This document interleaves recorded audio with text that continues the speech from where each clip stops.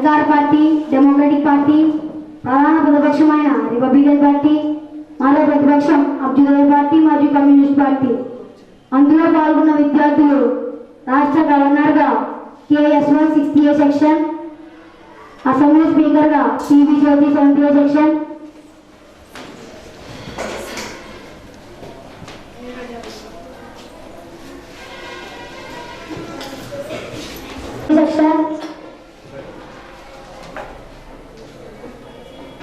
సంక్షేమ శాఖ మంత్రిగా K. Chandru 70A section, D. Kumari Monika 8B section,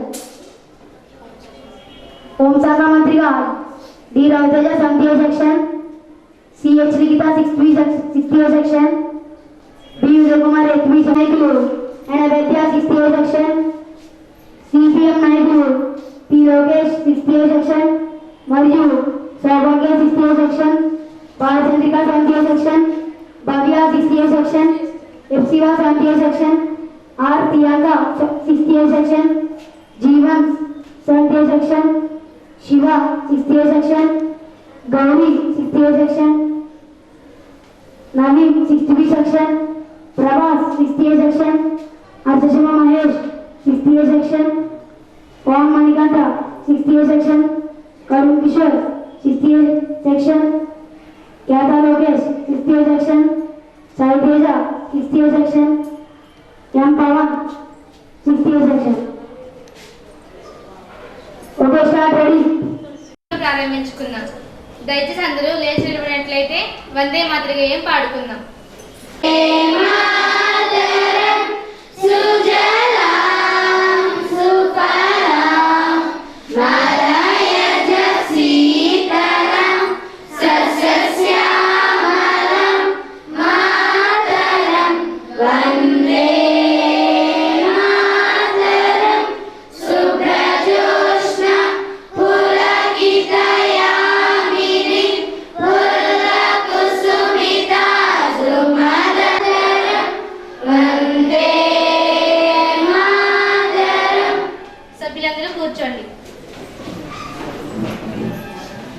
దయచేసి అందరూ నేను శబ్దాన్ని పాటిస్తే గౌరవనీయులు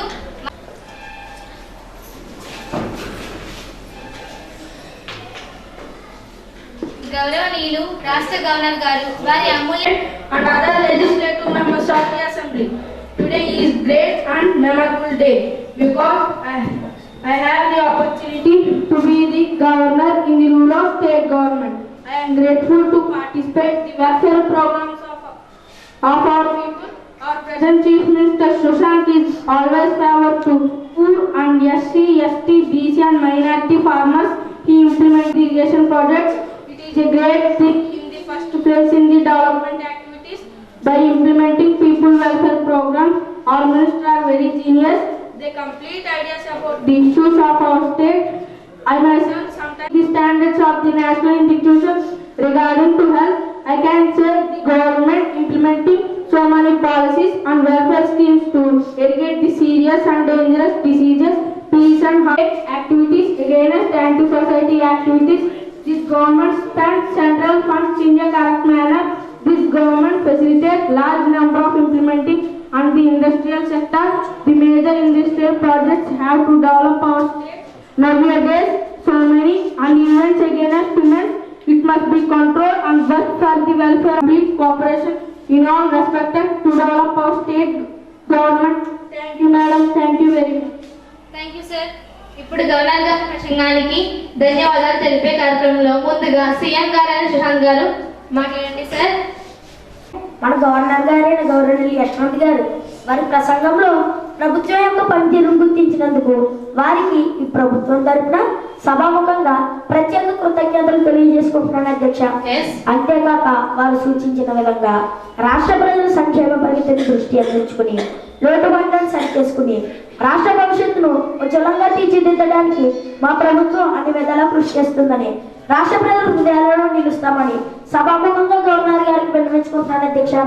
అంతేకాక వారి అమూల్యమైన సందేశానికి నా హృదయపూర్వక ధన్యవాదాలు తెలియజేసుకుంటున్నాను అధ్యక్ష. రాష్ట్ర భవిష్యత్ కొరకు పేద వర్గాల అభినేతను కోరుతూ గవర్నర్ గారు మాట్లాడిన తీరు చూస్తుంటే వారి పేదల పక్షపాతైన అవగాహన.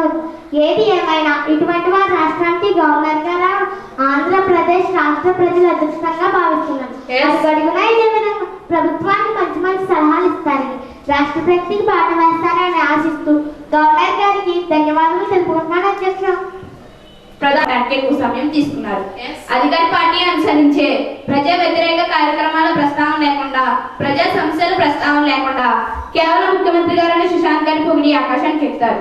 గవర్నర్ గారి ప్రసంగం నిస్తేజంగా చప్పగా ఉంది. అధికార పార్టీ చేసే తప్పులన్నీ గవర్నర్ గారు గొప్పలుగానే కనిపిస్తాయి. వారి ప్రసంగం ఏ విధంగానూ సమర్థనీయం కాదు, సమంజసంగా లేదు. ఇది దురదృష్టకరం. ముఖ్యమంత్రి గారు సుశాంత్ గారు కూడా గవర్నర్ గారి ప్రసంగం గొప్పగా ఉందని మాట్లాడటం ఆశ్చర్యంగా హాస్యాస్పదం అధ్యక్ష. సమస్యలతో సతమతమైపోతుంటే ఆయనకి ఏమీ పట్టడం లేదు. తెలంగాణ సొంత రాష్ట్రం బాగానే ఉంది, ఆ రాష్ట్ర ప్రజలు సుఖ సౌకర్యాలతో జీవిస్తున్నారు. అదే పరిస్థితి రాష్ట్రానికి ఎందుకు పట్టలేదు అధ్యక్ష? అలానే ఉంది అనుకుంటున్నారు కాబోలు. నిమిషం మాట్లాడే సమయం అధ్యక్ష, నాకు 2 నిమిషాలు మాట్లాడడానికి అవకాశం ఉంది. మేడం ప్లీజ్ వెంటనే ముందు వెళ్తాను. గవర్నర్ గారు ప్లీజ్ సిట్ డౌన్. దయచేసి కూర్చోండి. గవర్నర్ గారి ప్రసంగానికి ధన్యవాదాలు తెలిపే కార్యక్రమాన్ని మిగతా కార్యక్రమాలకు సమయాన్ని ఉపయోగించి నేటి సమావేశాన్ని రైతుల కాయ కష్టంతో పండించే పంటకు సరైన గిట్టుబాటు ధర లేదు. సాగునీటి కొరత విపరీతంగా పెరిగిన వ్యవసాయ ఖర్చులు మొదలగు అంశాలు నేడు సభలో చర్చకు రైతులే అన్నదాతలు. అటువంటి రైతులు నేడు ఆత్మహత్యలకు పాల్పడుతున్నారు. వాటిని ఆపగలగాలి అధ్యక్ష. పైగా ఇటీవల కాలంలో జరిగిన ప్రకృతి వైపరీత్యాలు, తుఫాన్లు మిగిల్చిన విషాదం అంతా ఇంత కాదు. హైలెండ్, లేహార్, నీలం, ముద్దు తుఫాన్లు రైతులను నట్టేట ఉంచాయి. వారికి సరైన ప్రభుత్వ సాయం ఏది అధ్యక్ష?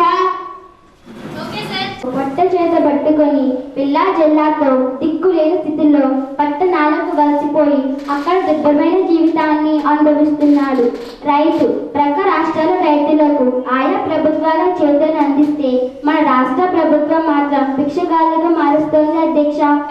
కోనసీమ కొబ్బరి రైతుల పరిస్థితి మరీ దీనం అధ్యక్ష.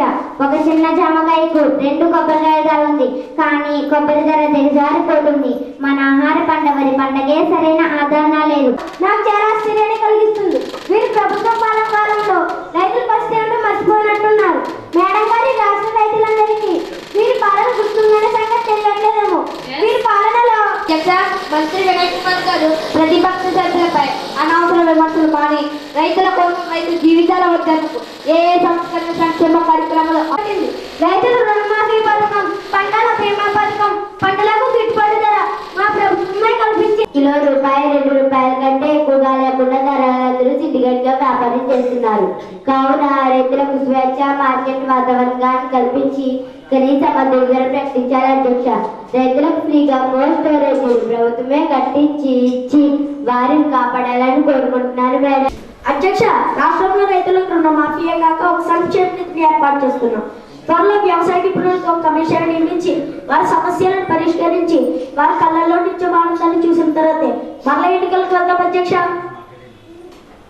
చేస్తారు కమిషన్ ఎప్పుడు వేస్తారు? సంక్షేమ నిధిని ఎప్పుడు ఏర్పాటు చేస్తారు? ఈ రాష్ట్రంలో రైతులందరూ పోయిన తర్వాత తక్షణమే రైతుల పరిస్థితిని చక్కదిద్దకపోతే మేము మిగతా ప్రతిపక్షాలన్నింటినీ కలుపుకొని ఈ వ్యవసాయ శాఖ మంత్రిపై అవిశ్వాస తీర్మానాన్ని ప్రవేశపెట్టడానికి, ఈ ప్రభుత్వంపై అవిశ్వాస తీర్మానాన్ని ప్రవేశపెట్టడానికి వెనుకాడుకోమని సభాముఖంగా హెచ్చరిస్తున్నాను అధ్యక్ష. రాష్ట్రంలో రైతుల క్షేమం కోసం పంటల సాగు విధానంలో ప్రత్యేకమైన ప్రణాళికలు అమలుపరుస్తాం. వేసవకాలం ఆఖరుకు అంటే మే నెల చివరి వారంలోనే నీటిని విడుదల చేసి జూన్ మొదటి అవకాశం ఉంటుంది. రానున్న 3 సంవత్సరాల కాలంలోనూ నీటిపారుదల ప్రాజెక్టులన్నీ పూర్తి చేస్తాం. త్వరలో కేంద్ర ప్రభుత్వం నుంచి వచ్చే ప్రత్యేక ప్యాకేజీతో పోలవరం ప్రాజెక్టు పూర్తి చేసి దాన్ని దేశంలోని అతి గొప్ప ప్రాజెక్టుగా తీర్చిదిద్దుతాం.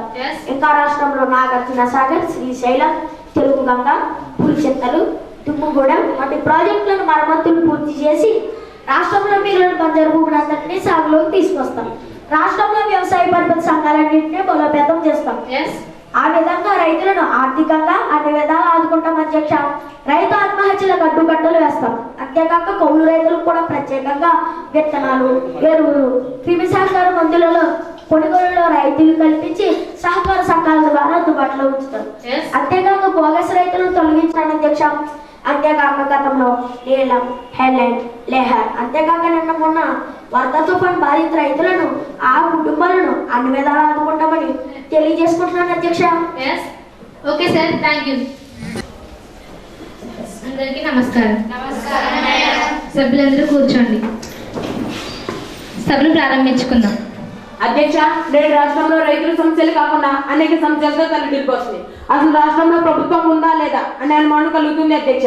నిత్యావసర వస్తువుల ధరలు ఆకాశాన్ని అంటాయి. అసలు సామాన్యుడు జీవించలేని పరిస్థితి ఈ రాష్ట్రంలో ఏర్పడింది అధ్యక్ష. ఇంకా సమయం అండి.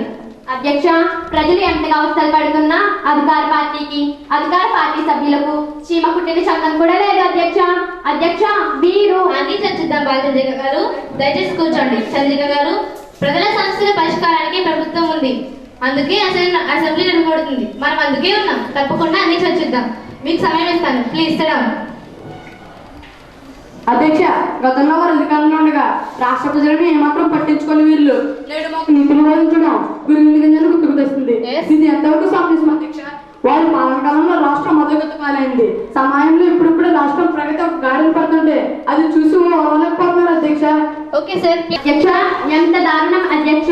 ప్రజల పక్షాన్ని నిలవడానికి, వారి సమస్యలను తెలపడానికి, నిద్రపోతున్న ప్రభుత్వాన్ని మేల్కొల్పడానికి ప్రతిపక్షంగా మేమున్నాం. మేము ప్రజాస్వామ్యబద్ధంగా అధికార పార్టీ వారిని ఏమైనా అడిగితే ఇలా తిరగబడి వాపై నిందలు మోపడం ఏమైనా బాగుందా అధ్యక్ష? ఓకే. ఎవరికి వారి ఇష్టం వచ్చినట్లు మాట్లాడితే ఎలా గందరగోళం కాకుండా ఉంటుంది? ధరలు తగ్గించడానికి ప్రభుత్వం ప్రయత్నిస్తుంది. ధరలు నెమ్మదిగా తగ్గుతున్నాయి. కంగారు పడవలసిన అవసరం లేదు అధ్యక్ష.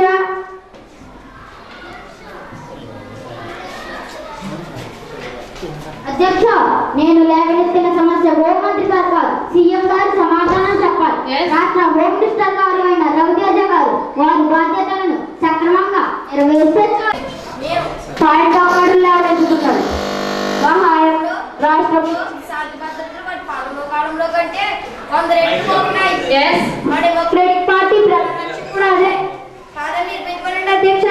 రాజీనామా చేసి రాజకీయాలను నిర్మించుకుంటాను అధ్యక్ష. అవును అధ్యక్ష, మీరు మంత్రిగా పనిచేస్తానే ఈ కాలంలో 100 రెట్లు ఉంది అధ్యక్ష. గతం కంటే 1000 రెట్లు హత్యలు, కిడ్నాప్లు, యాసిడ్దాలు, బాంబేలు జరుగుతున్నాయి అధ్యక్ష.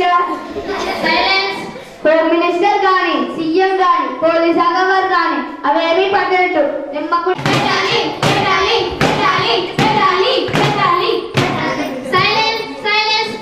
దయచేసి అందరూ సమయాన్ని పాటించండి. అలాగే అధిక ధరలపై సబ్జెక్ట్ పై సాధారణ తీర్మానాన్ని ప్రవేశపెడుతున్నాం. చర్చ కొనసాగిద్దాం. గౌరవ సభ్యులందరూ కూర్చోండి. Please please madam, please go back, take your seat sir, please please madam, go back.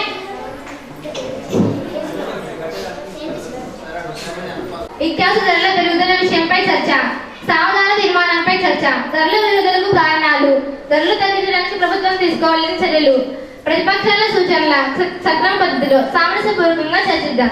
ఈ విషయంపై 5 నిమిషాలు మించకుండా క్లుప్తంగా విషయానికి రావాలి. అధ్యక్ష, నేడు రాష్ట్రంలో సామాన్య పరిస్థితి ఎంత దారుణంగా ఉందంటే ఏమీ కడుపుని తెలియని పరిస్థితి, పిల్లలు కడుపుగా తిండి పెట్టలేని పరిస్థితి, ఆహార పదార్థాలు ధరలు ఆకాశాన్ని అంటారు అధ్యక్ష. అసలు సామాన్యులు బతకాలా చావాలా అధ్యక్ష? సామాన్యుల బాధలేమి ప్రభుత్వం పట్టవా అధ్యక్ష? అధ్యక్ష, నేడు ఉద్యోగస్తులు కూడా నెలవారీ జీతంలో వారి అవసరాలు సరిపోగా సమ్మెల పేరుతో రోడ్డెక్కుతున్నారు. ఇక సామాన్య అడిగిన ప్రజల బాధలు అంతా ఇంత కాదు. నేడు మార్కెట్లు కొలుతారా మొన్నటి వరకు కంటిన్యూ రప్పించింది. కందిపప్పు ధర వెంటనే సామాన్యుడు మొహం కందిపోతుంది. చక్కెర ధర చొక్కలు లాంటిది. వంట నూనె ధర మంటలు పుట్టిస్తుంది. ఇక గ్యాస్, డీజిల్, పెట్రోల్ ఇక వాటి ధరలు ప్లీజ్. సరే, త్వరగా ముగించండి, సమయం అయిపోతుంది. ఈ ప్రభుత్వం ఎప్పుడు గదిరెక్కిందో అప్పటి నుండి ఈ రాష్ట్రాన్ని దురదృష్టం పట్టుకుంది. ధరలు విపరీతంగా పెరిగిపోయాయి. తక్షణం ధరలు తగ్గించమని ప్రభుత్వం డిమాండ్ చేస్తున్నాను అధ్యక్ష. అంతేకాకుండా పెద్ద నోట్ల రద్దు వల్ల సామాన్య ప్రజలు ఎన్నో ఇబ్బందులు ఎదుర్కొంటున్నారు. వారికి సరైన ప్రత్యామ్నాయం చూపాలి అధ్యక్ష. అధ్యక్ష, నాకు 2 నిమిషాలు సమయం ఇవ్వండి అధ్యక్ష. త్వరగా ముగించండి మేడం. అధ్యక్ష, ప్రతిపక్షమైన రిపబ్లికన్ పార్టీ సభ్యుల పరిస్థితి ఎలా ఉందంటే దొంగల పట్ట 6 నెలలకు కుక్కలు పొరిగినట్టుంది అధ్యక్ష. గతంలో పెరిగిన ధరల గురించి చెబుతున్నారే కానీ ప్రస్తుతం తగ్గిన నిత్యావసర వస్తు ధరల గురించి తెలిసి ఉన్నా కూడా వితండవాదం చేస్తున్నారు అధ్యక్ష. ఉదాహరణకు గతంలో 70-80 రూపాయలు ఉన్న ఉల్లి ధర నేడు కేవలం 10-15 రూపాయలు